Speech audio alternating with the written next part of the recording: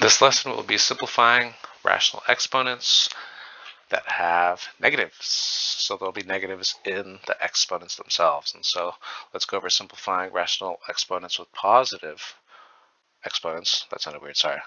Rational exponents where the exponents are positive, like the one right here, 2 over 3.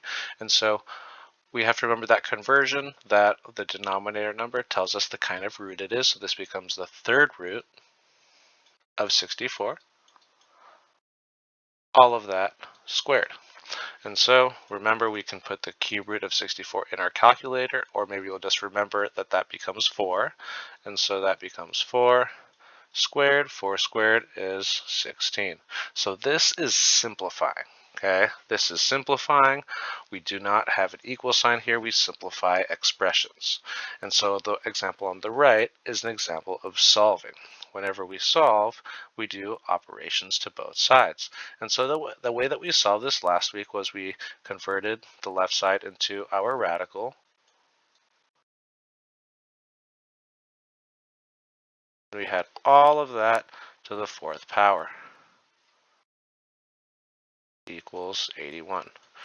And we did a couple things here. It's a bit tricky because we want to get rid of this exponent of 4 first. And so to get rid of this exponent of 4, we did the fourth root to both sides. And so that fourth root canceled out with that exponent of 4. We plugged in the fourth root of 81 in our calculator. We get 3. And then we just rewrite the inside that's left over after this canceled out, which is the third root of x. And then we solve it like we did before. We take both sides to the third power, which gives us x equals 3 to the third power. 3 times 3 times 3 is 27. So that is solving. We solve equations. Equations have equal signs. We will be simplifying these problems. And so this one, the exponent is still positive. So we convert this to the third root of 8. All of that to the fifth power. We do the third root of 8 in the calculator. That gives us 2. All to the fifth power. 2 to the fifth power gives us 32. So one thing to remember about negative exponents, if we have x to the positive 3, that's x times x times x 3 times. But if we have x to the negative 3, remember that negative exponent tells us that we want to get the positive version, so x to the positive 3, but we put that under a fraction of 1. So whenever we have a negative, we get the positive version, put it under a 1. We turn it into a fraction, so that means 5 squared, which would be 5 times 5, which is 25.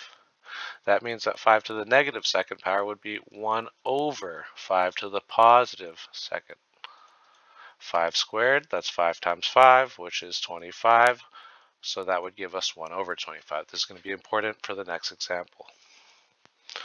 So we have 81 to the negative 3 over 4. We started off the same way. We get the fourth root, because that's the number on bottom, of 81, all to the negative third.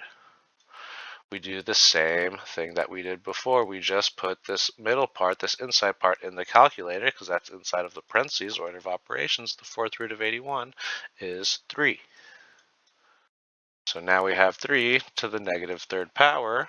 Now we apply the rule we did in the last slide. We get the positive version, 3 to the positive third. Put it under a 1. That gives us 1 over 27 for our answer. Let's go ahead and try that on this last one. 27 to the negative 2/3. We want the third root of 27. All of that to the negative second power. We put the third root of 27 in the calculator. That gives us the number 3, all to the negative second.